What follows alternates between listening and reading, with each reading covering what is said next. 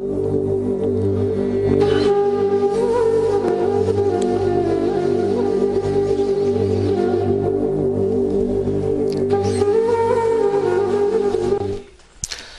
اللہ الرحمن الرحیم نحمدہ ونصلی علی حبیبہ الکریم اما بعد فاعوذ باللہ من الشیطان الرجیم بسم اللہ الرحمن الرحیم ولکن المنافقین لا یفقہون آمنت باللہ صدق اللہ العظیم۔ ناظرین، پروگرام ازالہ شبہات میں آپ کی خدمت میں حاضر ہوں۔ اللہ تعالیٰ کی رحمت، اس کی عنایت اور توفیق سے میں بدعت کے مسئلے پر گفتگو کر رہا ہوں۔ پہلے میں نے حضور سیدنا غوث اعظم رضی اللہ عنہ، سیدنا شیخ عبد القادر جیلانی رضی اللہ عنہ کی کتاب سے اہل سنت کے معمولات جو ہیں ان کو بیان کیا اور شان غوث اعظم کو بیان کیا۔ اس کے بعد ایک باب ہے خاص کر غنیت الطالبین کے اندر، جو باب البدع ہے، بدعت پر اور بدعتی فرقوں کے اوپر، ان پر میں نے گزشتہ پروگرام میں گفتگو تفصیل سے کی۔ آج غنیہ کے اندر ایک عبارت ہے اور اس عبارت پر میں تفصیل سے گفتگو کرنا چاہتا ہوں۔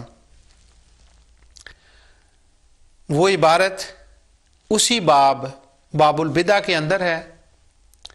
پہلے میں آپ کے سامنے وہ عبارت پڑھتا ہوں اور پھر اس عبارت پر میں جو اللہ تعالیٰ نے توفیق دی وہ میں کلام کرتا ہوں، اور بزرگوں کا کلام اس کے اوپر جو ہے وہ بھی نقل کروں گا۔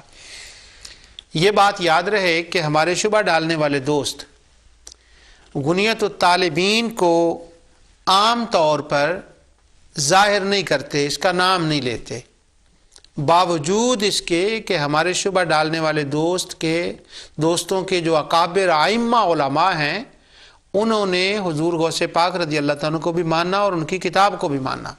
بلکہ مجھے یاد پڑتا ہے کہ میں نے ایک بار بتایا تھا پچھلے پروگرام میں حافظ ابن تیمیہ کی عبارت سے کہ کسی مسئلے پر ان سے جب لوگوں نے دمشق کے اندر کلام کیا تو انہوں نے دلائل طلب کیے کہ یہ جو تم کہہ رہے ہو کہاں لکھا ہے؟ تو انہوں نے کہا یہ غنیت الطالبین میں لکھا ہے۔ تو انہوں نے غنیہ کا حوالہ دیا، یعنی جب وہ دمشق کے اندر پھنس گئے، لوگوں نے بہت سوالات کیے، تو ان کے لیے غنیت الطالبین مشکل کشا بن گئی۔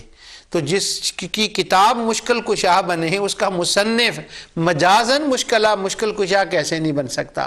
معنی اس کا یہ ہے کہ وہ اللہ تعالیٰ کی طرف سے معزون ہوتے ہیں مشکل حل کرنے کے لیے، وہ وسیلہ ہوتے ہیں، اصل میں تو اللہ تعالیٰ کی ذات ہی ہوتی ہے۔ تو وہ میں نے حوالے دیے۔ آج وہ جو عبارت خاص ہے، میں آپ کے سامنے پہلے وہ عبارت پڑھتا ہوں اور اس کے بعد پھر اس عبارت پر اللہ تعالیٰ کی رحمت سے تفصیل سے کلام کرتا ہوں۔ وہ غنیہ کے اندر یہ عبارت ہے جو ہمارے شبہ ڈالنے والے دوست ہمیں کبھی کبھی دکھاتے ہیں، چرچا بڑا اس کا کرتے ہیں۔ وہ عبارت جو فرقہ مرجئہ ہے، مرجئہ ان کی جو باب ہے اس کے اندر حضرت غوث پاک رضی اللہ تعالیٰ عنہ نے چند فرقوں کا ذکر کیا۔ وہ فرماتے ہیں کہ وہ جو بدعتی فرقے ہیں جنہوں نے بدعتیں کی، اور وہ بدعت اعتقاد کی بات کر رہے ہیں، پیچھے جیسے میں نے پچھلے پروگرام میں سارا آپ کو بتا دیا تھا کہ وہ روافض کے، خوارج کے جتنے فرقے ہیں ان میں سے وہ کہتے ہیں ان میں چند فرقے یہ ہیں۔ پچھلا میں نے سبائیوں کے فرقے کے کافی نام بتا دیے تھے، اور وہ ایک بلکہ انٹرسٹنگ بات تھی وہ رہ گئی تھی کہ جب انہوں نے حضرت غوث پاک رضی اللہ تعالیٰ نے سبائیوں کے فرقے بیان کیے تو وہ کہتے ہیں کسانیہ، عمیریہ اور محمدیہ، ایک فرقہ گمراہ فرقوں کا، بدعتی فرقوں کا وہ بھی ہے جو اپنے آپ کو محمدی کہتے ہیں۔ وہ اپنے آپ کو وہ جو محمدی کہتے ہیں اپنے آپ کو، وہ محمد بن عبداللہ بن حسن بن حسین کی طرف اپنے آپ کو منسوب کرتے ہیں۔ لیکن یہ بڑی لطیف بات ہے کہ غوث اعظم کے نزدیک بدعتی فرقوں میں ایک وہ فرقہ بھی ہے جو اپنے آپ کو محمدی کے نام سے متعارف کراتا ہے. یعنی جیسے ہوتے ہیں حنفی، مالکی، شافی، حنبلی، ان کے مقابلے میں وہ کہتا ہے یہ تو امتیوں کے نام ہیں، میں تو محمدی کو کر تمہیں بتاتا ہوں. تو وہ خود کو محمدی کہتے ہیں. وہ اس عبارت میں تو ایک خاص فرقے کا ذکر ہے، تو انہوں نے اس کو بھی گمراہ فرقوں میں لکھا. وہ ٹھیک نہیں، ان کے عقائد ٹھیک نہیں ہے. اگر محمدی کا یہ مطلب ہو کہ جمیع مسلمین جو رسول اللہ صلی اللہ علیہ وسلم کی اتباع کرتے ہیں، آپ پر ایمان لائے ہیں، تو اس معنوں میں تو پوری امت ہی امت محمدیہ ہے. اس سے اس مسئلے میں باس نہیں ہے. اب اسی طرح مرجیوں کا جب انہوں نے بیان کیا تو وہ کہتے ہیں مرجیوں کے چند فرقے ہیں. ان میں یونانیہ ہے، نجاریہ ہے، شبیبیہ ہے، اور آگے کہتے ہیں ایک حنفیہ ہے. یہ بڑی خاص عبارت ہے. ہم جو امام ابو حنیفہ رضی اللہ تعالیٰ عنہ کے پیروکار ماننے والے ہیں اور جو ان کی تقلید کرتے ہیں فروع میں، تو ان کی تحقیق کو مانتے ہیں، تو ہم حنفی ہیں. تو انہوں نے حنفیوں کے بارے میں یہ بات لکھی. آگے میں عبارت پڑھ کر آپ کو بتاتا ہوں. وہ کہتے ہیں ابو حنیفہ نعمان بن ثابت کے بعض پھر میں پڑھتا ہوں کیونکہ جب اس کو بتایا جاتا ہے نا تو یہ بعض کا لفظ کوئی نہیں بتاتا. بس وہ کہتے ہیں امام ابو حنیفہ کے جو پیروکار ہیں وہ بدعتی ہیں اور وہ جہنمی ہیں، بس اتنا پڑھ دیا جاتا. لیکن میں پوری پڑھ رہا ہوں. ابو حنیفہ نعمان بن ثابت کے بعض ان پیرواؤں اور جو ان کی پیروی ہیں کرنے والے ہیں اور ساتھیوں کو حنفیہ مرجیہ کہا جاتا ہے، جن کا عقیدہ ہے کہ اللہ اور اللہ کے پیغمبروں کو پہچاننے اور ان تمام چیزوں کا اقرار کرنے کا جو اللہ کی طرف سے آئی ہیں اس کا نام ایمان ہے. برہوتی نے اپنی کتاب الشجرہ میں اس بات کا ذکر کیا ہے. اس میں 2 پوائنٹ ہیں. ایک تو یہ کہ امام ابو حنیفہ کو انہوں نے بدعتی نہیں کہا، نہ انہوں نے ان کو گمراہ کہا ہے. ہاں، امام ابو حنیفہ کے بعض ماننے والے، بعض ان کے پیروکار جو ہیں وہ ان کو مرجیہ کہا جاتا ہے. اور یہ بات غوث اعظم رضی اللہ تعالیٰ عنہ نہیں کہہ رہے، وہ کہتے ہیں یہ برہوتی نے کتاب الشجرہ میں کہی ہے. خیر، اب میں اس پر بات نہیں کرتا کہ کتاب الشجرہ میں اگر یہ بات برہوتی نے کہی ہے تو اگر وہ بات غلط تھی تو حضور غوث پاک رضی اللہ تعالیٰ نے اس کو نقل کیوں کیا. اب میں غنیت الطالبین میں یہ کہہ رہا ہوں کہ اس کے اندر یہ عبارت یہاں پر لکھی ہوئی ہے. لیکن بعض کی بات بڑی خاص ہے کہ بعض ان میں سے یہ ہیں. حنفیہ کو انہوں نے نہیں کہا اور امام ابو حنیفہ رضی اللہ عنہ کو نہیں کہا. جہاں تک امام ابو حنیفہ اور ان کے ماننے والوں کا ذکر ہے، وہ اسی کتاب غنیت الطالبین میں دوسری جگہ یہ اقتباس بھی پڑھنے کے قابل ہے. ہمارے شبہ ڈالنے والے دوست ہمیں کہتے ہیں کہ صرف 11ویں کھاتے ہو، غنیہ نہیں پڑھتے. میں کافی حد تک اس بات سے اتفاق کرتا ہوں. اہل علم کی میں بات نہیں کر رہا، وہ تو غنیہ کے حافظ ہوتے ہیں. وہ تو 11ویں شریف کا جلسہ آتا ہے تو ایک باب غنیہ کا بیان کرتے ہیں، فقر کا بیان کرتے ہیں، ختم القرآن کا بیان کرتے ہیں، گمراہی فرقوں کا بیان کرتے ہیں. ماشاءاللہ، اللہ تعالیٰ ان کے علم کو سلامت رکھے. جو کوئی اہل علم ہیں وہ پڑھتے ہیں، لیکن عام لوگوں کو وہ سبق دیتے ہیں، کہتے ہیں غنیہ پڑھا کرو. اب پڑھتا ہوں میں. یہاں پر انہوں نے کہا امام ابو حنیفہ کے بعض ماننے والے، لیکن جب شبہ ڈالنے والے دوست کے شروع یہ عبارت پڑھتے ہیں نا تو وہ بعض کا لفظ بھی نہیں پڑھتے اور پھر وہ پیروی کرنے والوں کا لفظ بھی نہیں پڑھتے. وہ سیدھا ڈائریکٹلی شوٹ کرتے ہیں امام ابو حنیفہ رضی اللہ تعالیٰ پر. وہ کہتے ہیں وہ 11ویں والے پیر نے ابو حنیفہ کو گمراہ کہا. استغفر اللہ العظیم.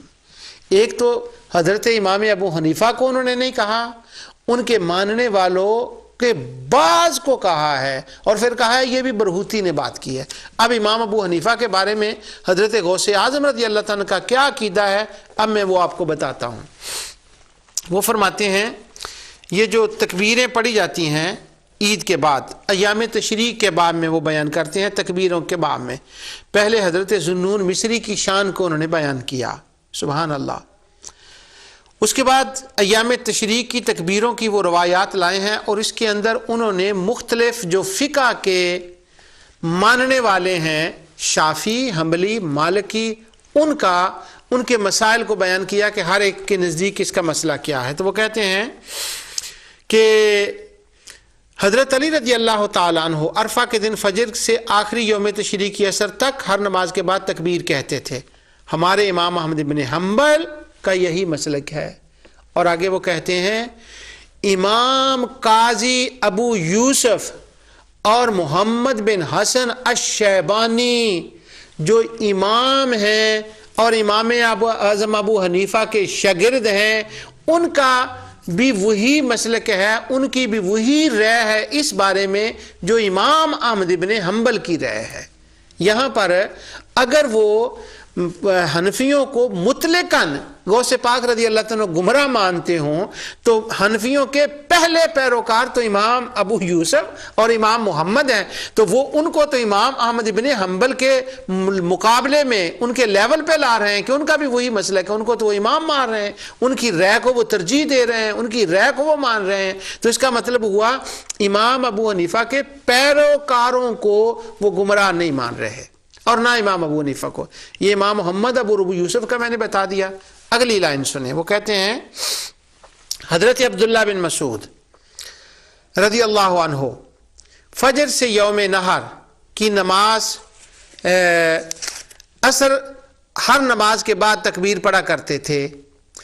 امام اعظم الامام الاعظم امام اعظم ابو حنیفہ نعمان بن ثابت کا بھی یہی مذہب ہے. سبحان اللہ.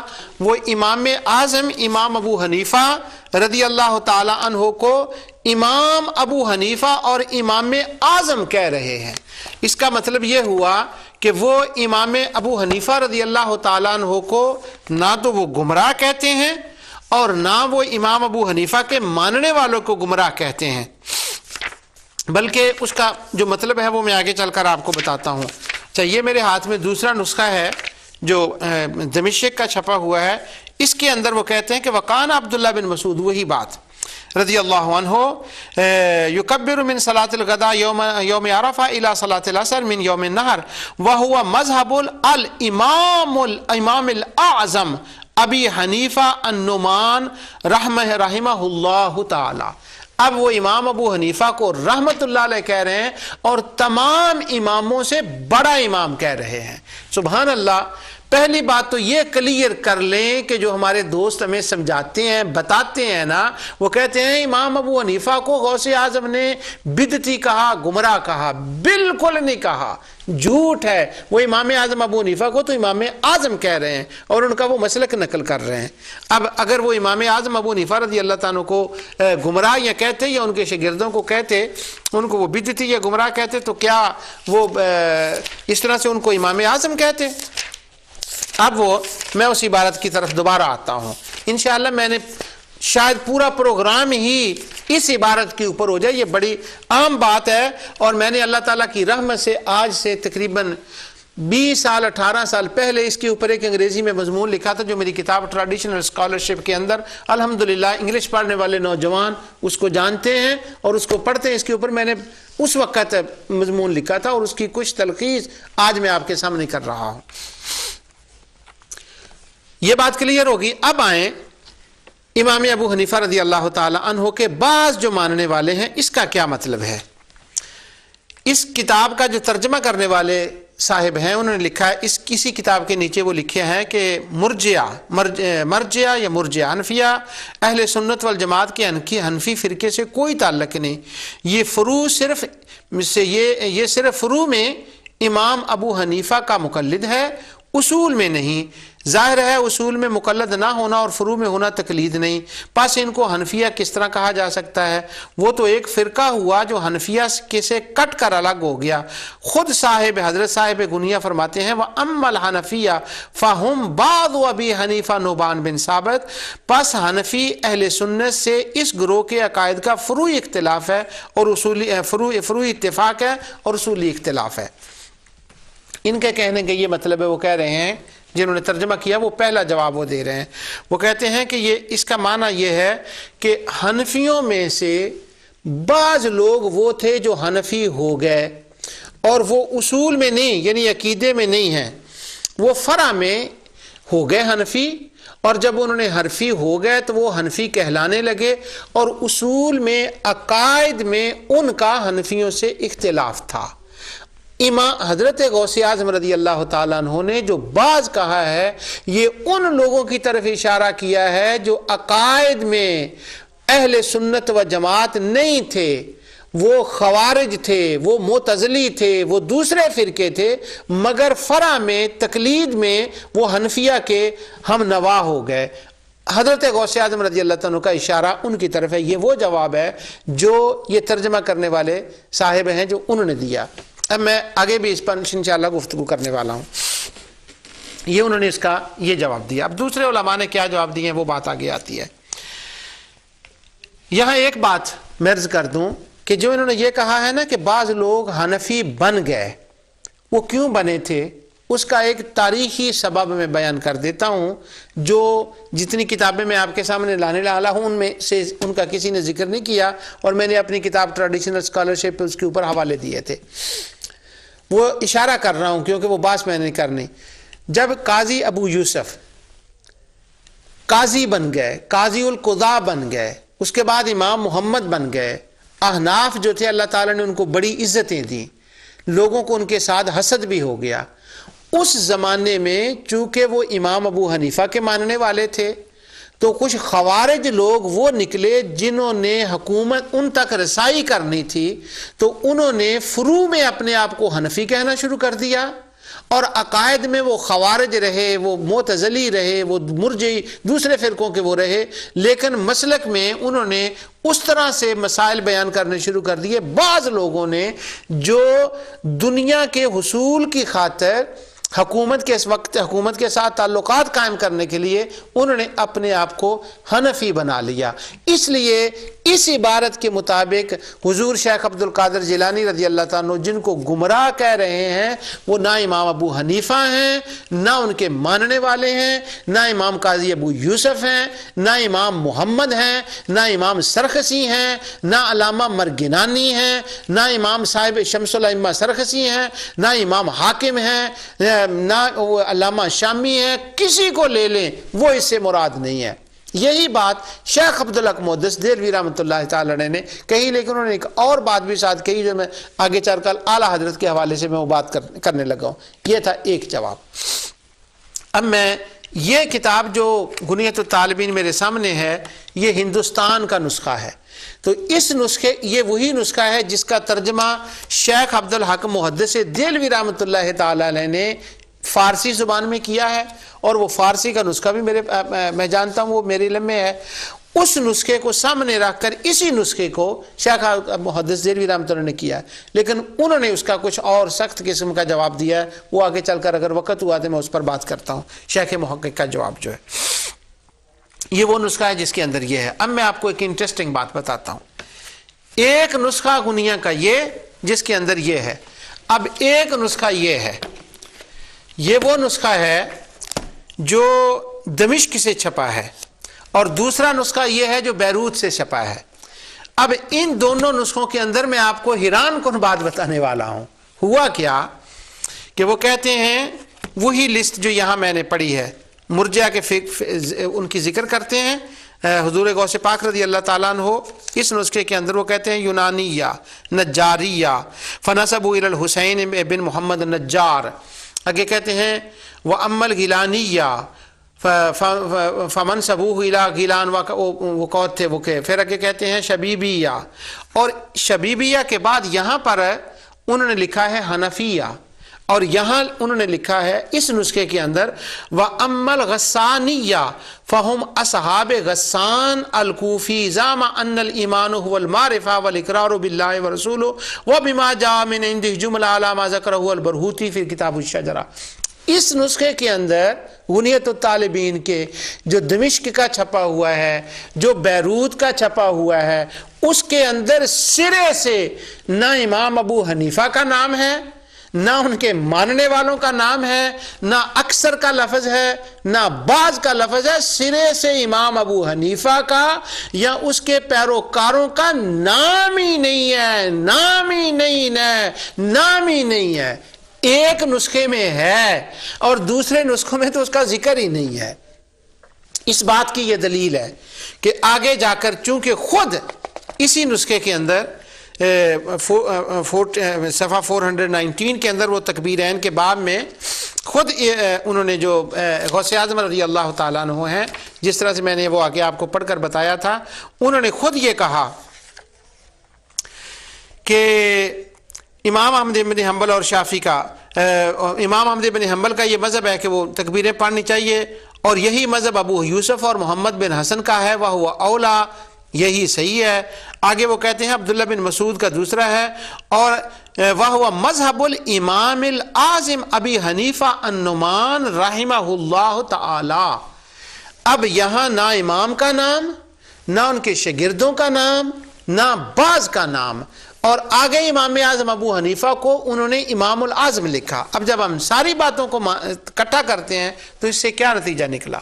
اس سے نتیجہ یہ نکلا کہ گنیت الطالبین کے بعض نسخوں میں یہ بات ہے، اور بعض نسخوں میں یہ بات سرے سے موجود ہی نہیں۔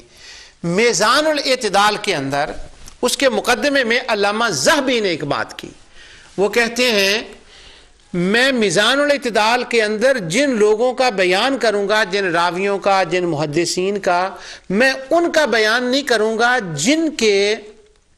جن کی امامت، ان کی علمی جلالت کے اوپر امت کا اتفاق اجماع ہے، ان کا میں نام نہیں لوں گا، جن میں جیسے 4 ائمہ 4 ہیں۔ یہ بات علامہ ذہبی نے میزان الاعتدال کے ترجمے میں ذکر کی۔ اب کیا ہوا؟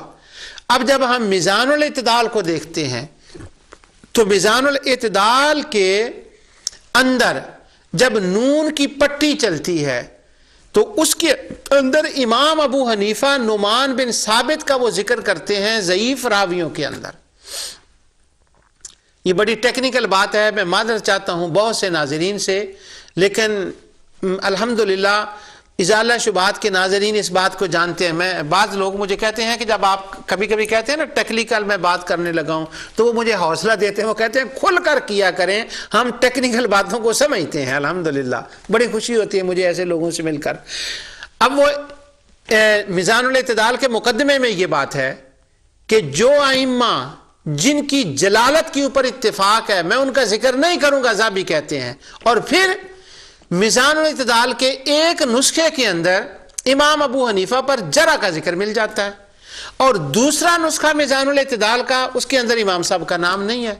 اب تمام محققین، شیخ ابو گدہ، علامہ کوثری رحمہ اللہ، وہ جتنے محدثین ہیں، ابن حجر ہوں یا کوئی اور ہو، ابن حجر مکی کی میں بات کر رہا ہوں، وہ اس نتیجے پر پہنچے ہیں، وہ کہتے ہیں چونکہ مقدمے کے اندر ذہبی نے کہا ہے جن کی امامت کے اوپر اتفاق ہے میں ان پر جرح نقل نہیں کروں گا، تو اب اگر کسی میزان الاعتدال کے نسخے کے اندر جرح آ جائے تو یہ پکی بات ہے کہ وہ عبارت الحاقی ہے، کسی دشمن نے داخل کی ہے، کسی دشمن نے داخل کی ہے، کسی دشمن نے داخل کی ہے، وہ علامہ ذہبی کی عبارت نہیں ہے۔ کیوں؟ وہ میزان الاعتدال کے دوسرے نسخے میں موجود نہیں ہے، ایک بات۔ اور جب وہ خود امام ذہبی سیر اعلام نبلاء کے اندر امام ابو حنیفہ رضی اللہ تعالیٰ کا ذکر، سبحان اللہ، اللہ کرے کہ کوئی بندہ پیدا ہو وہ سیر اعلام نبلاء سے امام ابو حنیفہ کا ترجمہ کر کے شائع کر دے۔ کمال تعریف کی ہے علامہ ذہبی نے، محدثین کے اقوال لائے ہیں، امام صاحب پر جرح کے جواب دیے ہیں، امام محمد شعبانی پر انہوں نے بعض ان کا مرتبہ بیان کیا ہے، اور امام ابو یوسف کا بیان کیا ہے، اور جو خطیب بغدادی کے معاملے ان کی طرف اشارے کیے ہیں۔ بڑا کمال کا کام ہے علامہ ذہبی کا۔ اب ایک طرف علامہ ذہبی امام اعظم کو امام اعظم مانے اور میزان الاعتدال کے مقدمے میں بھی یوں کہیں، تو پھر اگر وہ عبارت ہے تو وہ تو الحاقی ہوئی، وہ تو جعل سازی ہوئی، کسی دشمن نے داخل کر دی ہوئی۔ وہی علامہ ذہبی کا ضابطہ، میزان الاعتدال والی بات اگر میں یہاں فٹ کروں تو ناظرین یہ بات فٹ بیٹھتی ہے۔ ایک نسخے میں امام ابو حنیفہ کا نام اور ان کے بعض لوگوں کا نام، اور دوسرے نسخے میں نہ امام کا نام نہ بعض کا نام، تو بات اب یہاں کیا نکلی؟ یہ نکلی غوث اعظم رضی اللہ تعالیٰ نے ان کو امام اعظم کہا، ان کے شاگردوں کو امام احمد بن حنبل کے مقابلے میں کھڑا کیا، تو اس کا یہ نتیجہ نکلا کہ غوث اعظم نے نہ امام ابو حنیفہ کو بدعتی کہا، نہ ان کو گمراہ کہا، نہ ان کو ماننے والوں میں کسی کو گمراہ کہا۔ تو پھر کیا ہوا؟ اب اس کی ایک بات میں ایک شافعی بزرگ جو شوافع میں سے ہیں ان سے میں آپ کو بیان کرتا ہوں، وہ ہیں اس کا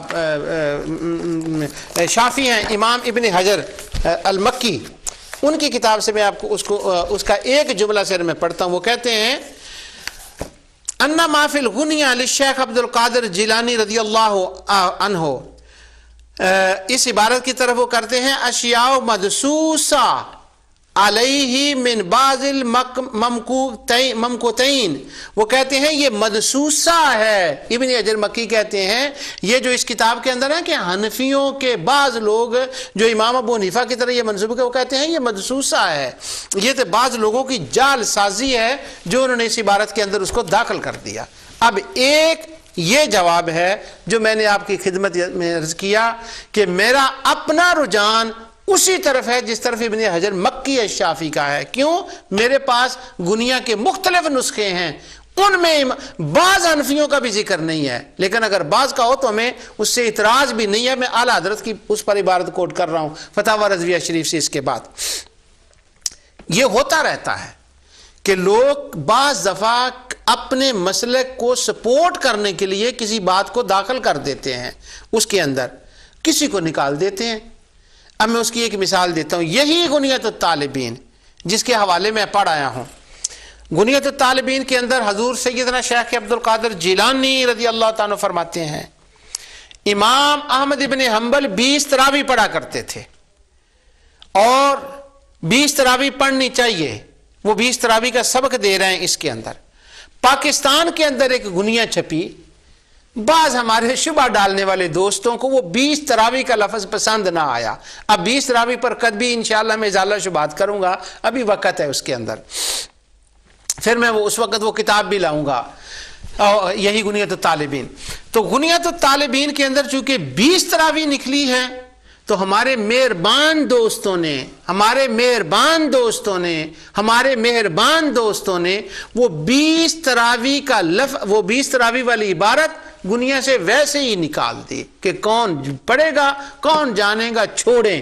تو اس طرح سے ہمارے مہربان ہماری کتابوں ایسی کرتے رہتے ہیں، ہمارے بزرگوں کی کتابوں کے ساتھ کوئی بات نہیں، کرتے رہتے ہیں۔ تو یہ ہوا ہے مگر تھا نہیں، اور اگر بعض کی بات وہ ابھی میں فتاوی رضویہ شریف پڑھتا ہوں، اس سے جہاں تک رہے گی بعض کی بات وہ میں پڑھتا ہوں ابھی آگے، لیکن میں اس کا پہلا حصہ بیان کر رہا ہوں۔ یہ ہمارے دوستوں کی کچھ باتیں ایسی ہوتی رہتی ہیں۔ ایک مثال میں اس کے اوپر اور دے دیں کہ یہ ہوتی رہتی، بلکہ 2-3 مثالیں سن لیں، کون سا میں آپ کا زیادہ وقت لے رہا ہوں۔ قرآن کریم کی آیت سورہ مائدہ کی، یا ایھا الذین آمنوا لا تسألوا عن اشیاءکم، اس آیت کی تفسیر میں امام ابن جریر الطبری نے اور حافظ ابن کثیر نے یہ واقعہ نقل کیا کہ نبی کریم صلی اللہ علیہ وسلم سے کوئی سوالات کیے گئے، حضور نے ان کو جواب دیے۔ وہاں واقعہ یہ پیش آیا کہ سیدنا عمر فاروق رضی اللہ تعالی عنہ آگے بڑھے اور انہوں نے نبی کریم صلی اللہ علیہ وسلم کے قدموں کو بوسہ دیا، قدموں کو چوم لیا اور کہا یا رسول اللہ علیہ وسلم سارے جواب ہو گئے، ہم اللہ سے راضی ہیں، ہم آپ کی طرف رجوع کرتے ہیں، اللہ کی طرف رجوع، ہم راضی ہیں۔ تو حضرت عمر فاروق رضی اللہ عنہ کو وہ واقعہ جو انہوں نے سوال جواب حضور کی خدمت میں عرض کی تھی، وہ ساری باتیں طبری میں ابن کثیر میں ہیں، اور میں نے جب وہ پروگرام کیا تھا نا ہاتھ چومنے کا، اس پر میں نے وہ سارے حوالے پڑھے تھے۔ ہمارے شبہ ڈالنے والے دوست ایک انڈیا کے ہوئے ہیں، ان کا نام ہے مولانا محمد جوناگڑھی۔ یہ قرآن شریف کا جو ترجمہ میں ہمیشہ ازالہ شبہات میں آپ کے پاس پڑھتا رہتا ہوں، یہ انہی مولانا محمد جوناگڑھی کا ہے۔ تو مولانا محمد جوناگڑھی نے تفسیر ابن کثیر کا ترجمہ کیا، انہوں نے محنت یہ کی کہ جب یہ واقعہ انہوں نے بیان کیا تو باقی سارا واقعہ بیان کر دیا، اور وہ جو تھا نا ترجمہ اس بات کا کہ حضرت عمر فاروق نے حضور کے قدموں کو چوما، بوسہ دیا، انہوں نے اس کے ترجمے کو حذف کر دیا، بس وہ تھوڑی سی عبارت نکال دی۔ تو یہ نکالنا ڈالنا یہ ہوتا رہتا ہے، کوئی بات نہیں، یہ ہوتا رہتا ہے، اس طرح کی باتیں ہوتی رہتی ہیں۔ گنیا کے دمشق کے نسخے میں نہیں، مکتبہ بیروت علمیہ کے نسخے میں نہیں، یہ ایک نسخے میں ہے، اور وہ بھی بعض میں ہے۔ جب بعض میں نہیں ہے اور بعض میں ہے، اور غوث پاک رضی اللہ تعالیٰ عنہ حنفیوں کی تعریف کر رہے ہیں، ان کو امام اعظم کہہ رہے ہیں، تو ذہبی کا ضابطہ میں نے میزان الاعتدال کا آپ کے سامنے بیان کر دیا۔ اب یہ اس طرح سے ہوتا رہتا ہے، مجھ سے چلا نہیں جا رہا اس بات کا، آگے نہیں گزرا جا رہا۔ مجھے ایک بات یاد آ گئی، وہ بھی میں آپ سے شیئر کر لوں۔ یہ مولانا بشیر صاحب رحمت اللہ تعالی علیہ، آپ کو پتہ ہے ازالہ شبہات جو دیکھنے والے لوگ ہیں وہ جانتے ہیں، میں ان کا ذکر کر کے ان کی یاد تازہ کرتا رہتا ہوں، بڑا میں فین ہوں ان کا، میرے ہیرو تھے وہ ہیں، ان کی کتابوں کو، وائز کی کتابیں بڑی پسند ہیں مجھے، میں دیکھتا رہتا ہوں ان کو۔ انہوں نے اپنی کتاب جو حکایات غالباً ہے، سنی علماء کی حکایات، ہاں ان کی یہ کتاب ہے سنی علماء کی حکایات، اس کتاب کے اندر انہوں نے علماء اہل سنت کے کئی واقعات بیان کیے جو ان کے زمانے میں تھے، ذرا ان سے پہلے تھے۔ اس کتاب کے اندر انہوں نے ایک واقعہ لکھا، وہ کہتے ہیں کہ مسند احمد ابن حنبل کے اندر ایک مشہور حدیث ہے کہ نبی کریم صلی اللہ علیہ وسلم کے پاس کوئی بندہ آیا، اس نے آ کر کہا میں اس شرط پر اسلام قبول کرتا ہوں کہ میں 2 نمازیں پڑھوں گا، تو نبی کریم صلی اللہ علیہ وسلم نے اس کو اجازت دے دی۔ تو وہ حضور نبی کریم صلی اللہ علیہ وسلم کا اختیار اس سے ثابت ہوتا ہے، بعض میں اس صحابی نے 2 نہیں پڑھی، وہ اس کمپنی میں شامل ہو کر 5 ہی پڑھتا رہا، مگر حضور نے اس کو 2 کہا، مسلمان ہوتا ہوں الا صلاتین، مگر نمازیں 2 پڑھوں گا، آپ نے اس کو اجازت دیتی ہے، اس سے چونکہ حضور کا اختیار ثابت ہوتا ہے۔ تو مولانا بشیر صاحب رحمۃ اللہ علیہ فرماتے ہیں کہ بڑی دیر کی بات ہے، 60 سے پہلے کی بات ہے کہیں کی، وہ فرماتے ہیں کہ مجھے خط لکھا محدث اعظم پاکستان حضرت مولانا سردار احمد صاحب رحمۃ اللہ تعالی علیہ نے، تو وہ کہتے ہیں انہوں نے مجھے خط لکھا، وہ کہنے لگے مسند احمد ابن حنبل میرے پاس 8 جلدوں میں ہے، ویسے جو میرے پاس ہے وہ 5 جلدوں میں ہے، اور کوئی 52 جلدوں کی بھی چھپی ہوئی ہے تخریج کے ساتھ، الگ الگ ہیں۔ تو وہ مولانا سردار احمد صاحب رحمۃ اللہ علیہ نے خط لکھا مولانا بشیر احمد صاحب رحمۃ اللہ علیہ، وہ کہتے ہیں محدث اعظم پاکستان مولانا سردار احمد صاحب خط میں لکھتے ہیں کہ مولانا بشیر صاحب کو کہ میرے پاس جو مسند احمد ہے یہ مہربان دوستوں نے چھاپی ہے، اس کے اندر وہ حدیث نہیں ہے کہ نبی کریم صلی اللہ علیہ وسلم کے پاس کوئی بندہ آیا اور اس نے آ کر کہا کہ میں 2 نمازیں پڑھوں گا، 5 مجھ سے نہیں پڑھی جاتی، تو حضور نے اس کو اجازت دے دی کہ مسلمان ہو جا 2 ہی پڑھا کر، اس کے اندر نہیں ہے۔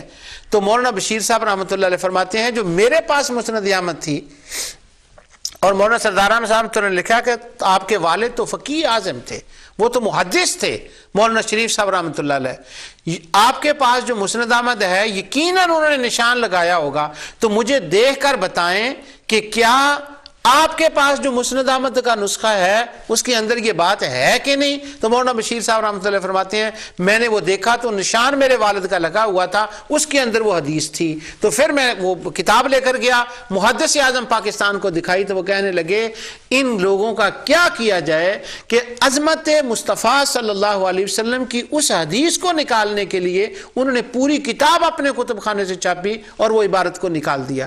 تو یہ نکالنا ڈالنا یہ باتیں ہوتی رہتی ہیں، اس پر تو ایک پورا پروگرام ہے، کتابیں چھپ چکی ہیں کہ عرب کے اندر ہمارے شبہ ڈالنے والے دوستوں نے کن کن روایات کو اڑا دیا، نکال دیا۔ اب وہ اقتداء صراط المستقیم کے جن کے میں اکثر حوالے دیتا رہتا ہوں، اب وہ نہیں چھپی ہے سعودی عرب کے اندر، وہ جن عبارتوں کے میں حوالے نکال دیتا ہوں وہ مختصر کے نام سے اس کو چھاپا، اس کے اندر وہ عبارتیں نہیں ہیں، لیکن جو پوری چھپی اس کے اندر وہ عبارتیں ہیں۔ یہ بائی چانس یہ بات آ گئی، تو میرا مقصد اصل بات کرنے کا یہ ہے کہ یہ اس طرح سے ہوتا رہتا ہے، کوئی بات نہیں، لوگوں نے کیا ہے، اس نسخے میں ہے اور اس میں نہیں۔ اب جس نسخے میں ہے اب میں اس پر بات آتا ہوں، ایک تو یہ ہے کہ پہلے ہے ہی نہیں، اب میں اس نسخے کے اوپر آتا ہوں۔ اس کے علماء نے مختلف جوابات دیے ہیں، یہ میرے پاس ہے الرفع والتکمیل فی الجرح والتعدیل، علامہ عبدالحی ابو الحسنات عبدالحی لکھنوی کی یہ کتاب ہے، انہوں نے اور اس کا حاشیہ لکھا ہے حضرت شیخ ابو الفتاح ابو گدہ رحمۃ اللہ تعالی علیہ نے، انہوں نے اس کے اوپر پوری بحث کی ہے۔ بڑی یہ طویل بحث ہے، 149 سے لے کر تقریباً یہ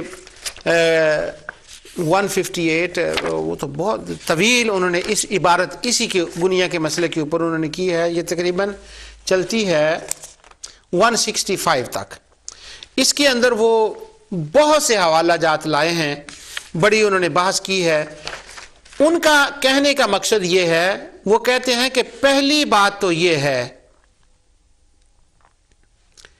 کہ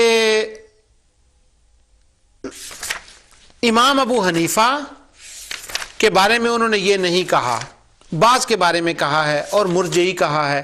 تو وہ کہتے ہیں جو مرجئی ہیں اصل میں ان کا مقابل ہے خوارج، تو خوارج کے ساتھ مرجئے کا مقابلہ تھا، تو خوارج اور ان کے جو اختلاف تھا دوسرے فرقوں کے ساتھ، ان کی وجہ سے بعض لوگوں نے اس طرح سے امام ابو حنیفہ کے فالووروں کو مرجئہ کہہ دیا، لیکن وہ مرجئہ بنتے نہیں ہیں۔ یہ وہ ایک باس لائے ہیں، وہ کہتے ہیں ان کے اوپر غلط الزام ہے، یعنی جن کی طرف حضور سیدنا غیاث اعظم رضی اللہ تعالیٰ عنہ نے اشارہ کیا ہے بعض کی طرف، ان کا وہ کہتے ہیں کہ ان کا مرجع ہونا وہ ثابت نہیں ہے۔ وہ کہتے ہیں یہ صرف حضرت امام ابو حنیفہ رضی اللہ تعالیٰ عنہ کے ماننے والوں کی طرف نہیں ہے، بلکہ یہ اور بھی لوگوں کی طرف اس قسم کے شبہات بیان کیے گئے ہیں، تو وہ صحیح نہیں ہے۔ تو عبدالحی لکھنوی نے اس کے اوپر یہ بات کی ہے، وہ مرجئہ کا ایک مسئلہ لائے ہیں اس کے اوپر، یہ ان کے جوابات ہیں۔ لیکن اب میں آپ کے سامنے امام اہل سنت اعلیٰ حضرت فاضل بریلوی رحمۃ اللہ تعالی علیہ نے بھی اس مسئلے کے اوپر بحث کی ہے، اور آپ سے یہ سوال کیا گیا فتاویٰ رضویہ شریف، یہ 29 جلد کے اندر اور صفحہ نمبر 222 ہے، یہاں پر اعلیٰ حضرت فاضل بریلوی نے جو اس کے اوپر بحث کی ہے وہ میں آپ کی خدمت میں عرض کرتا ہوں۔ چلو کسی کی سمجھ میں کوئی بات آ گئی، کسی کی سمجھ میں کوئی بات آ گئی، مطلب اصل بات سمجھانا ہے۔ آپ سے سوال ہوا اسی عبارت کے بارے میں، تو آپ نے ایک تو شیخ عبدالحق محدث دہلوی رحمۃ اللہ علیہ کا جواب دیا جو کافی سخت جواب ہے، وہ جواب دیا، اور اس کے بعد دوسرا وہ جواب فرماتے ہیں، لیکن خود اعلیٰ حضرت کو بھی اس جواب سے اتفاق نہیں ہے۔ وہ فرماتے ہیں شیخ کا جواب نقل کرنے کے بعد اب اعلیٰ حضرت کا جو اپنا نظریہ ہے وہ فرماتے ہیں، امام ابن حجر مکی رحمۃ اللہ تعالی علیہ نے تصریح فرمائی ہے کہ اس کتاب میں بعض مستحقین عذاب نے الحاق کر دیا ہے، وہ جو میں ان کی اصل کتاب سے وہ مدسوسہ کیا ہے، وہ کہتے ہیں کسی نے اس کے اندر داخل کر دیا ہے۔ تو آگے وہ فتاوی حدیثیہ سے جو میں نے عبارت پڑھی تھی وہاں پر اس کو وہ لائے حضرات کہتے ہیں، امام ابن حجر مکی فرماتے ہیں یعنی خبردار اور دھوکہ نہ کھانا اس سے جو امام الاولیاء سردار اسلام والمسلمین حضور سیدنا شیخ عبد القادر جیلانی رضی اللہ تعالی عنہ کی کتاب غنیہ میں واقع ہوا ہے۔ اس کتاب میں اسے حضور پر افتراء کر کے ایسے شخص نے بڑھا دیا ہے، ان قریب اللہ تعالیٰ اللہ عز و جل اس سے بدلہ لے گا۔ حضرت شیخ عبد القادر جیلانی رضی اللہ تعالیٰ عنہ اس سے بری ہے۔ یہاں پر میں نے نسخوں کا آپ کو تقابل کر کے بتایا تھا، وہی بات امام ابن حجر مکی اور امام اہل سنت امام اعلیٰ حضرت فاضل بریلوی رحمۃ اللہ تعالی نے لکھی ہے۔ پھر آگے وہ فرماتے ہیں پھر یہ خود صریح غلط اور افطرا بر افطرا ہے کہ تمام حنفیوں کو ایسا لکھا ہے۔ غنیت الطالبین کی یہاں صریح الفاظ یہ ہیں کہ وہ بعض حنفی ہیں، وہ بعض کا لفظ میں بار بار پڑھایا۔ تو اعلیٰ حضرت فاضل بریلوی رحمۃ اللہ علیہ نے بھی یہ جواب دیا ہے کہ یہ الحاقی عبارت ہے جو اس کے اندر داخل کر دی گئی ہے۔ آگے جو ایک کمال کا جواب ہے اس پر میں ذرا زور لگانا چاہتا ہوں، اس جواب کے اوپر جو امام اہل سنت نے جی دیا ہے، وہ فرماتے ہیں کہ اس سے بعض مراد ہیں امام ابو حنیفہ، ان کے شاگرد، ان کی اکثریت، وہ مراد ہی نہیں ہے۔ پہلی بات تو ایک جواب یہ ہے کہ یہ داخل کر دی گئی، اور داخل ہونے کے دلائل میں نے آپ کے سامنے بیان کر دیے تھے، اب میں دوبارہ اس کو نہیں لانا چاہتا۔ آگے وہ فرماتے ہیں کہ بعض مراد ہیں، اس سے نہ حنفیہ پر الزام آ سکتا ہے نہ معاذ اللہ حنفیت پر، آخر یہ تو قطعاً معلوم ہے اور اسے سب جانتے ہیں۔ میں اس عبارت کو دوبارہ پڑھتا ہوں، اس سے نہ حنفیہ پر، وہ بعض حنفی ہیں، یہ یعنی بعض کے لفظ سے اس سے نہ حنفیہ پر الزام آ سکتا ہے نہ معاذ اللہ حنفیت پر، آخر یہ تو قطعاً معلوم ہے اور سب جانتے ہیں کہ حنفیہ میں بعض معتزلی تھے۔ تو اب میں دوبارہ عبارت گنیا کی پڑھ دیتا ہوں۔ ابو حنیفہ، نعمان بن ثابت اور ان کے پیروی کرنے والوں میں اور ساتھیوں کو حنفیہ مرجیہ بعض کو کہا جاتا ہے، بعض کا لفظ اس کے اندر ہے۔ تو اعلیٰ حضرت بھی اسی پر گفتگو کر رہے ہیں کہ اگر وہ مان لے، اس کو الحاقی عبارت بھی نہ مانے، یہ اس سلسلے میں ہے کہ اگر ہم یہ مان لیں کہ یہ گنیا کے اندر عبارت ہے، لیکن میں تو زور لگا آیا ہوں کہ یہ سرے سے عبارت ہی اس کی نہیں ہے، یہ میرے پاس جو دوسرے نسخے ان میں وہ عبارت ہی نہیں آئی۔ اللہ حضرت فرماتے ہیں وہ بعض حنفی ہیں، سب جانتے ہیں کہ حنفیہ میں بعض معتزلی تھے، جیسے زمخشری صاحب کشاف و عبد الجبار و مترزی صاحب مغرب و زاہدی صاحب کنیا اور فلاں فلاں، آگے انہوں نے لکھے۔ پھر اس سے حنفیت پر کیا الزام آیا؟ اعلیٰ حضرت فاضل بریلوی رحمۃ اللہ علیہ یہ فرما رہے ہیں کہ اگر حضور غوث پاک رضی اللہ تعالیٰ عنہ کی یہ بات مان لی جائے کہ گنیا میں ہے، تو اس سے تو بعض حنفی مراد ہے، اور ہم چیخ چیخ کر کہہ رہے ہیں، مان رہے ہیں کہ ان میں معتزلہ تھے جو بدعتی فرقے تھے، اور یہ زمخشری جو ہیں یہ فروع میں حنفی تھے، عبد الجبار فروع میں حنفی تھے۔ تو یہ سارے لوگ جنہوں نے یہ کتابیں لکھی ہیں یہ فروع میں حنفی تھے، عقیدے میں قطعاً حنفی نہیں تھے۔ تو جب ہم یہ مان رہے ہیں تو غوث اعظم رضی اللہ عنہ نے بھی یہی لکھا ہے، تو اس پر حنفیوں پر الزام کیسے آ گیا؟ اس سے یہ ثابت کیسے ہو گیا کہ یہ شور ڈال دیا جائے، اپنا بازو یہاں رکھ لیا جو شور مچا دیا جائے؟ غوث اعظم نے غنیت الطالبین میں حنفیوں کو گمراہ کہا ہے، حنفیوں کو بدعتی کہا ہے، اور نیچے کچھ اور لکھا ہے، اور جب اوپر منہ اٹھایا جاتا تو کچھ اور کہا جاتا ہے۔ تو یہ بات درست نہیں۔ شرق پور شریف کے میرے پڑھائی کے طالب علمی کے زمانے میں، پچھلے پروگرام میں میں نے آپ کو بتایا تھا کہ وہ ہمارے وہاں ایک مولانا ہوتے تھے، تو وہ یہ کہا کرتے تھے کہ غوث پاک کی 11ویں کھانا اور ہے، ان کی کتاب پڑھنا اور ہے، ان کے 11ویں کے چاول کھانا اور ہے، غنیت الطالبین کے اندر حنفیوں کے بارے میں جاننا کہ کیا لکھا ہے یہ اور ہے۔ حنفیوں تم تو وہ ہو، تمہیں تو تمہارے غوث نے گمراہ قرار دے دیا، تمہیں تو تمہارے غوث نے فرقہ باطلہ اہل الہوا قرار دے دیا، تم تو حنفی، انہوں نے بھی یہ کہہ دیا۔ تو میں نے آپ کو پچھلے پروگرام میں بتایا تھا، اس وقت میری عمر بہت کم تھی، مجھے غنیہ کا بھی پڑھنی بھی نہیں صحیح طرح آتی تھی اس زمانے میں، اب بھی نہیں آتی، وہ تو بڑا اعلیٰ کلام ہے، اللہ اکبر۔ اگر مجھے اس وقت پتا ہوتا، اب تو وہ مولانا بھی فوت ہو گئے، وہ فوت ہو گئے ہیں، میں ان کے پاس جاتا، غنیہ لے کر جاتا اور ان کی خدمت میں حاضر کرتا اور کہتا حضور آپ کا یہ فرمانا غلط ہے۔ حضور غوث پاک رضی اللہ تعالیٰ نے حنفیہ کو مطلقاً گمراہ نہیں کہا، بلکہ میں ان کو یہ بھی بتاتا کہ یہ عبارت تو گنیا میں ہے ہی نہیں، وہ تو امام اعظم ابو حنیفہ کو امام اعظم مانتے ہیں، آپ نے مطلقاً یہ کیسے کہہ دیا کہ سب حنفیوں کو غوث اعظم نے گمراہ کہا ہے؟ اور ان میں بعض ہیں، ہم مانتے ہیں بعض ہیں، اور وہ بعض جو ہیں وہ معتزلی ہیں، وہ خوارج ہیں۔ یہ معتزلی خوارج کی شاخ ہے، جیسا کہ حافظ ابن کثیر نے سورہ آل عمران کی تفسیر متشابہات والی آیت میں یہ لکھا ہے، اور میں وہ پیچھے پڑھ آیا ہوں، اب میں دوبارہ وہ اٹھا کر سارا پڑھنا نہیں چاہتا۔ یہ وہی ہیں، ہم تو مان رہے ہیں۔ بلکہ ایک اور آگے بات میں بتا دوں، یہ جو لوگ ہیں، یہ اور ان کے سوا کچھ اور لوگ جو حنفیت کا لبادہ اوڑھ کر حنفیت کے اندر داخل ہو گئے، یہ جسوس تھے اصل میں۔ جیسے مسلمانوں کے اندر آج بھی مثلاً کئی لوگ ایسے ہیں جو مسلمان ہو جاتے ہیں اور وہ مسلمان ملکوں کے اندر جاتے ہیں اور ہوتے وہ جسوس ہیں، وہ جاسوس ہو کر مسلمانوں کے اندر جاتے ہیں، وہاں اندر کی خبریں لاتے ہیں تاکہ باہر کو پروپوگنڈا کریں، اپنے ملک کو خبریں دیں، تو وہ جاسوس ہوتے ہیں، وہ کافر ہوتے ہیں، وہ منافق ہوتے ہیں، وہ جاسوس ہوتے ہیں، وہ جاسوس ہوتے ہیں، وہ جاسوس ہوتے ہیں، مسلمانوں کا لبادہ پہن کر مسلمانوں کے اندر داخل ہو جاتے ہیں، پھر وہ کام کرتے ہیں، وہ بتاتے ہیں، وہ باتیں کرتے ہیں جن کا تعلق نہ اسلام سے ہوتا ہے، نہ قرآن سے ہوتا ہے، نہ خدا سے ہوتا ہے، نہ مصطفیٰ سے ہوتا ہے، اس سے سارا اسلام بری ہوتا ہے، مگر وہ ہوتے جاسوس ہیں، انہوں نے لبادہ اور پہنا ہوتا ہے۔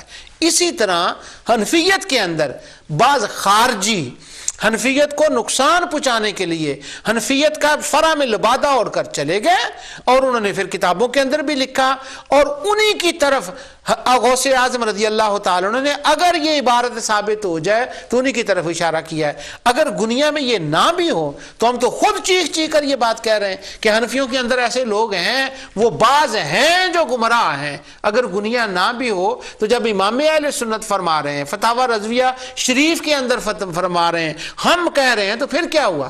اب میں سے بھی اگلے پتے کی بات ایک آپ کو بتاؤں، احناف کی کتابوں کے اندر بسا اوقات ہم عقیدہ اہل سنت کے خلاف اوپر حنفی لکھا ہوتا ہے کہ یہ حنفیوں کی کتاب ہے، حنفی ہے لکھنے والا، اور عقیدہ اہل سنت کے خلاف اس کے اندر باتیں ہوتی ہیں، مثلا توسل کے بارے میں کہ یہ جی وسیلہ جائز نہیں، یہ فنا حنفی عالم نے کہا ہے، تو چکنے ہو جائیں، ہوشیار ہو جائیں۔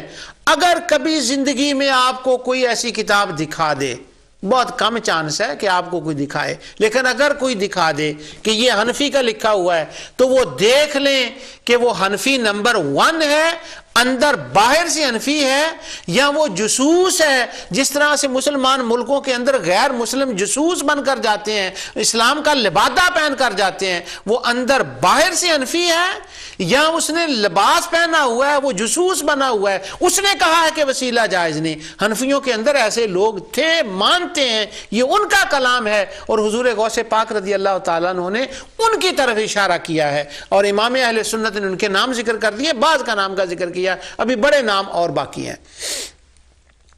یہاں پر میں آپ کو ایک بات بتاؤں کہ یہ پتہ کیسے چلے گا، وہ عقیدے کی بولی سے پتہ چلے گا۔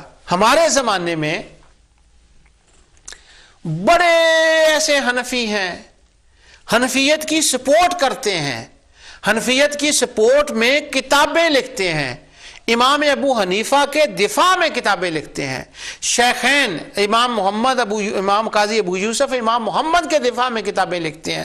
حنفی حنفی حنفی حنفی آپ کو کہتے ہیں، اہل سنت بھی کہتے ہیں، حنفی بھی کہتے ہیں، لیکن ساتھ یہ بھی کہتے ہیں کہ نبی کریم صلی اللہ علیہ وسلم کا میلاد بدعت ہے۔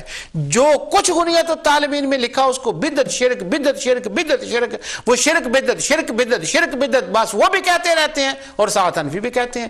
یہ ہمارے زمانے میں خود ہو رہا ہے، ہماری مساجد میں یہ خود ہو رہا ہے۔ ایک امام آتا ہے مسجد کے اندر، اہل سنت و جماعت، میلاد منانے والے، وسیلہ ماننے والے، یہ ساری باتیں جو غنیت الطالبین میں لکھی یہ کرنے والے، وہ سارے لوگ ہوتے ہیں۔ ایک امام آتا ہے، انگلینڈ میں ہوتا ہے، امریکہ میں ہوتا ہے، ہالینڈ میں ہوتا ہے، فرانس میں ہوتا ہے، ہندوستان میں ہوتا ہے، پاکستان میں ہوتا ہے، افغانستان میں ہوتا ہے، تو وہ ہوتا کیا ہے کہ وہ سارے اہل سنت ہوتے ہیں۔ ایک امام آتا ہے، وہ کہتا ہے میں حنفی ہوں، اور واقعہ ہی وہ فروع میں حنفی ہوتا ہے، اسی مسئلے کے مطابق نماز پڑھتا ہے، وہ کرتا ہے۔ آہستہ آہستہ وہ کہتا ہے میلاد بدعت، ختم کی ضرورت نہیں، جمعرات کی ضرورت نہیں، یہ فلاں کی ضرورت نہیں، یہ فلاں کی ضرورت نہیں، تو وہ اپنے پر کھولتا ہے، جو اندر ہوتا ہے وہ نکالنا شروع کر دیتا ہے، اوپر حنفیت اور نیچے بدعقیدیت، وہ سارا وہ ہوتا ہے، خارجیت ہوتی ہے اندر، تو اوپر حنفیت اندر خارجیت ہوتی ہے۔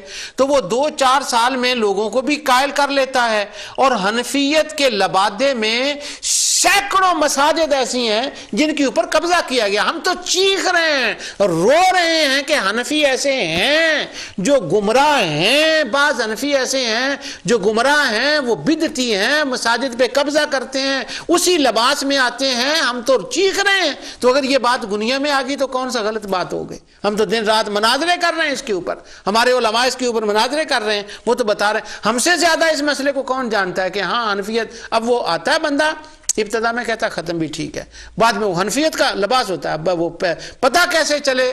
مجھے پھر وہ یاد آ گیا، ایک ہمارے عظیم عالم وہ ایک نشانی بتایا کرتے تھے. ہمارے بڑے فاضل دوست تھے، بچپن میں ہم بڑے ان کے فین تھے، بعد میں بھی فین رہے، آج بھی فین ہیں. سید شبیر حسین شاہ صاحب حافظ آبادی رحمۃ اللہ تعالی علیہ، خطیب العصر. ان کے ساتھ ایک ان کے اور دوست ہوتے تھے، وہ ہمارے بھی دوست تھے لیکن مجھ سے تو بہت زیادہ سینئر تھے، مولانا محمد فاضل رحمۃ اللہ تعالی علیہ، بڑے مقرر تھے. ان کی باتیں میں کبھی کبھی میں ہم کو سنایا کرتا ہوں. وہ آپس میں بڑے دوست اہل سنت کے عظیم علماء میں سے تھے. تو وہ مولانا فاضل صاحب رحمۃ اللہ علیہ نے ان کو سید شبیر حسین شاہ صاحب حافظ آبادی کو خطاب دیا تھا مقبول عرب والعجم. تو مولانا فاضل صاحب کا اس لیے میں نے ساتھ ان کا ذکر کر دیا. تو اللہ تعالیٰ دونوں کی قبروں پہ کروڑ رحمتیں نازل فرمائے. تو سید شبیر حسین شاہ صاحب حافظ آبادی رحمۃ اللہ علیہ فرمایا کرتے تھے، وہ کہتے تھے ہاں ایسا ہوتا ہے کہ لوگ حنفی بن کر آتے ہیں ہمارے پاس اور وہ باتیں بھی حنفیوں جیسی کرتے ہیں، نماز رفع دین نہ کرنا، پیچھے قرات نہ کرنا، آمین اونچی نہ کہنا، ہاتھ یہاں باندھنا، وہ حنفیوں کی طرح ہوتے ہیں. لیکن جب وہ ہوتے ہیں نا وہاں پر بیٹھے رہتے ہیں تو کچھ دیر کے بعد پھر وہ اپنا آپ ظاہر کر دیتے. اس پر وہ ایک مثال دیا کرتے تھے. وہ کہا کرتے تھے کہ کوئی بندہ تھا تو اس کے پاس ایک گدھا تھا جس کے اوپر وہ کچھ اپنا مال وغیرہ لے جایا کرتا تھا. تو جب وہ بوڑھا ہو گیا تو وہ کہنے لگا مجھے تم جنگل میں چھوڑ دو. تو ایک لطیفہ بنا ہوا تھا. تو وہ لطیفہ شبیر حسین شاہ صاحب حافظ آبادی رحمۃ اللہ علیہ فرمایا کرتے تھے. وہ کہتے تھے جب وہ بوڑھا ہو گیا گدھا تو اس نے، اگر میں صحیح وہ لطیفہ سنا رہا ہوں، اگر وہ لطیفہ غلط ہے اس کی کچھ میں اونچ نیچ کر دوں تو معاف کیجئے. شاہ صاحب سے بڑا اسے تقریباً 25 سال پہلے میں نے سنا ہوگا ان سے.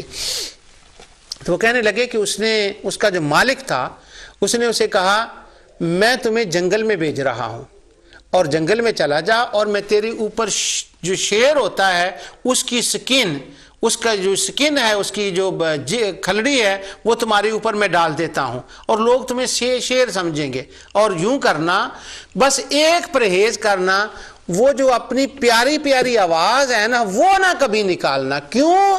جب بھی تم نے نکالی تو تمہیں پکڑے جاؤ گے، پتہ چل جائے گا کہ یہ اوپر سے شیر ہے اندر سے یہ شیر نہیں ہے. تو وہ تمہاری آواز، وہ بات تمہاری تمہیں بتا دے گی، تو وہ نہ کرنا. تو اس نے اس کے اوپر وہ ڈال دی. جب وہ جنگل میں گیا تو وہ لوگوں کو شیر لگتا تھا.